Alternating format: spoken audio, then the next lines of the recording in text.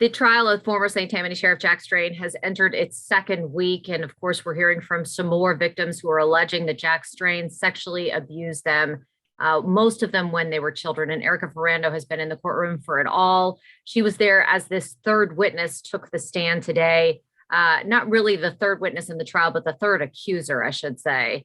That had to be pretty dramatic testimony as well. Katie, this was the first family member we've heard from of Strain's, and this testimony was very different than the other alleged victim's testimony because this witness clearly did not want to be there. I mean, he entered the courtroom with his head down. He was shaking throughout questioning and gave very, very short replies, mostly just yes, sir, yes, sir. And he admitted that he did not want to be there and has tried to get out of testifying. But this family member says that in the mid 2000s, when he was a teenager, that he was staying over at the Strains. I guess they had some sort of family get together and that he had been drinking. So Strain told him, you probably shouldn't drive. And he agreed and stayed on the couch.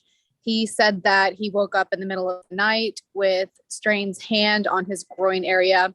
He said he rolled over and pretended to go back to sleep. And this is the only incident that this family member has accused Strain of. So he is facing an alleged incest count and sexual battery for this accusation. So he very clearly did not want to be talking about this and admitted that he has denied it happened at points.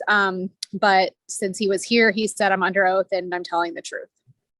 Yeah, you mentioned in your reporting that, one of the things that he said was, yes, I don't want to be here, but I am telling the truth. And was he pretty convincing about that? I think because he so clearly did not want to be there. It'll be interesting to see what the jury decides, but it didn't seem like he, the defense didn't, question whether he had any motives or anything like that. But they did say, it seems like detectives were trying to build a case and that this alleged victim apparently told Strain's attorney that the DA basically threatened him and made him, make this allegation saying that Strain molested him to help with their case. And he admitted that he did say that at one point, but he said today that it wasn't true and that he was trying to get out of testifying. He said he was embarrassed and didn't want to be any part of this. But he said under oath, I'm going to tell the truth. And this is what happened. And one other interesting thing he pointed out was that he said Strain apologized to him at one point. He said after the FBI approached him in 2017, he went to Strain himself and that they hugged, and apparently Strain told him, I'm sorry if I ever hurt you. So, that is according to this witness. Wow, that's interesting. This we've heard so far. Again, this is the third person to accuse Jack Strain of some sort of sexual misconduct.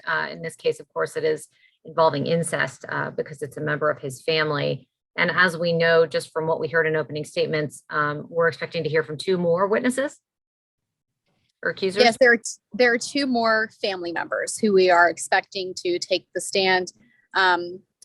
Another one, Strain is facing charges for, and he's facing another aggravated incest, and I believe it's misconduct with a juvenile. You would probably know the technical wording of what count he's facing, but the third family member that is apparently accusing him of some sort of sex crime, there's actually no charges tied to him.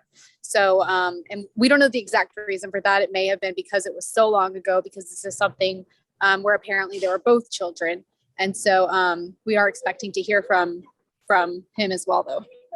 Interesting. Well, I'm sure you're going to be bringing us all the details about it as this case continues to unfold in the courtroom and beyond, especially for this family. So Erika Ferrando, thanks for being with me.